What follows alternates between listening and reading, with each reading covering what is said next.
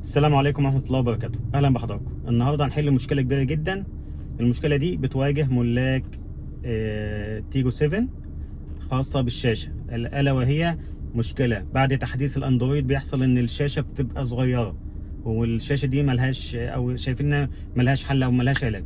للعلم أنا الأمانة أنا قعدت شهرين أخش على موقع صيني وموقع أوروبي خاصة بالبرامج والسوفت وير عشان ألاقي لها حل، وفي الآخر اتلاقيت حل بسيط جدا جدا جدا وبدون برامج. يلا نشوف إيه هو الحل البسيط جدا جدا جدا. يلا بينا. يلا.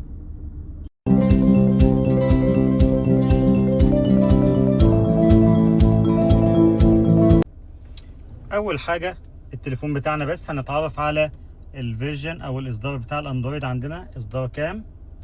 هنشوف كده، هنشوف حول الهاتف كده.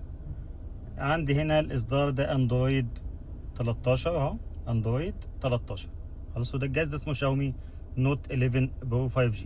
خلاص، هنبدا نوصل الجهاز بتاعنا عادي. هنوصل اهو اليو اس بي بتاعنا عادي خالص. هنا انا موصله تحت. خلاص،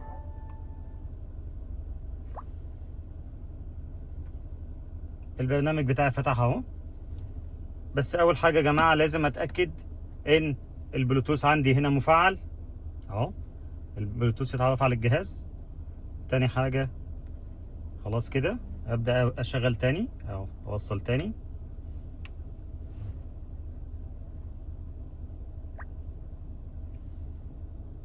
الجهاز فتح اهوت. هنا اقول له ستارت ناو، كلاود درايف هاز بين كونكتد. ادوس على العلامه بتاعت الكلاود درايف بتاعتي في الشاشه او تحت، هتلاقي ان الشاشه اتنقلت هنا الحمد لله بنجاح. ابدا كده اشغل يوتيوب، بس افتح عندي البيانات هنا الاول واتاكد من حاجه هنا يا جماعه مهمه جدا برضو، الا وهي ايه؟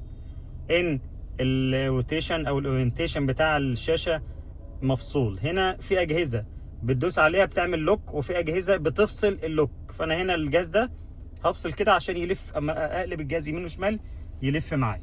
خلاص، ارجع كده تاني كده. الجهاز اهو متوصل هنا عندي اهو. اشغل بس كده يوتيوب واشوف ايه اللي هيحصل. ابدا اشغل حاجه من القناه بتاعتي، اتاكد ان البيانات مفعله. اشغل كده حاجه من القناه بتاعتي كده واشوف. شغل الفيديو ده من الشاشه، ونلف كده الجهاز ونشوف الصوره هتبقى قد ايه. هنا الصوره كانت بالعرض، معلش نرجع تاني. هنا الصوره هنا كانت بالعرض هنا، وهنا الشاشه مصغره. دي المشكله اللي بتواجه الشاشات تيجو 7 بعد تحديث الاندرويد ده، سواء ل 12 او 13.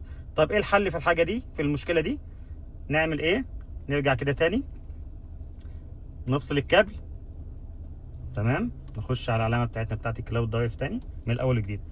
هعمل كده يا جماعه، بس هخلي الايه، هنبدا المره دي الشاشه التليفون يكون بالوضع ده.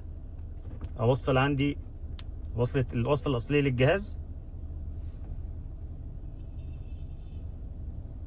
نستنى كده اما الجهاز يعمل تزامن. هنا هنتلاقى ان الجهاز هنا البرنامج يا جماعه فتح بالعرض بالوضع الافقي. البرنامج اللي هو الكيو درايف اللي هو في الخلفيه ده. نطلع كده عندي هنا ونقول ستارت ناو او ابدا الان. كلاود درايف هاز بين كونكتد هنا يا جماعه اهو. نفتح كلاود درايف عندنا من العلامه دي. هنتلاقي هنا ان المشكله بتاعتنا اتحلت، ان اللي هنا الشاشه اتنقلت بقت بملء الشاشه. شاشه الموبايل بقت بملء شاشه التيجو 7. هاجي كده اشوف اليوتيوب، شغل كده، شغل كده عندنا اهي. نبص كده اهو، الشاشه هنا بقت حجم الشاشه هنا فوق يا جماعه، الاتنين زي بعض بالظبط اهو، بالظبط. طيب لو انا لفيت الوضع كده هل في تاثير؟ اهو هرجع تاني كده. طيب يبقى كده المشكله عندنا اتحلت.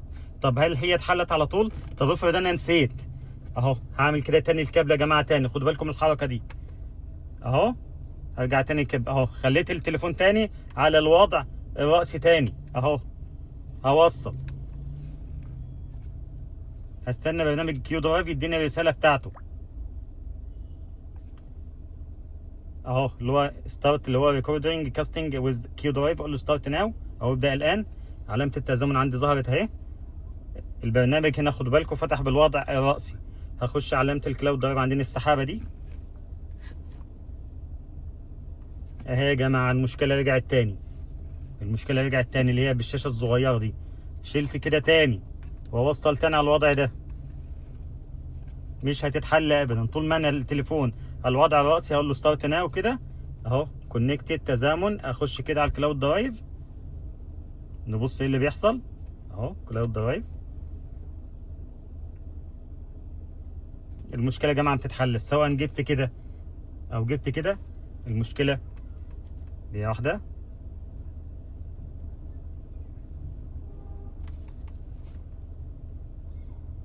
اهي. المشكلة ما بتتحلش يا جماعة. ممكن تلقط معايا مرة ومرة مش هتلقط تاني ابدا اهي. ما بتكبرش ابدا، الشاشة مش هتكبر. حلها الوحيد والسهل وبدون برامج، هفتح الشاشة على الوضع ده كده اهو. انا جربت لكم مرة او اتنين وتلاتة عشان ما حدش يقول ان هي جيت معايا كده بيلق كده بالحظ. هفتح الشاشة كده بالعرض اهو، التليفون كده بالعرض، واوصل الوصلة بتاعتي. استنى الرسالة بتاعتي كيو درايف هنا تظهر والبرنامج يبقى بالعرض اهو. بقى بالعرض. انزل على ستارت ناو اهو، البرنامج عندي بالعرض هنا يا جماعه. هو از بين كونكتد تمام كده. اوصل افتح كده برنامج اليوتيوب ماشي يا جماعه. برنامج اليوتيوب اهو بالعرض. افتح هنا كلاود درايف عندي من الشاشه. استنى التزامن.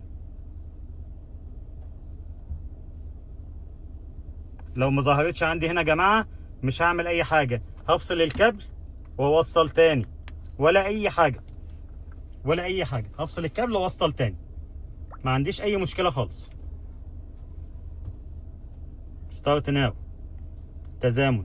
افتح كلاود درايف اللي هو العلامه اللي عند السحابه دي اهو. افتح اهو البرنامج بيملء الشاشه. افتح اليوتيوب، الشاشه عندي اهو. بقى مساحه الشاشه هنا هي ملء الشاشه هنا. الكلام ده ينطبق، وطبعا لو شغلت عشان ما تقولش دي صوره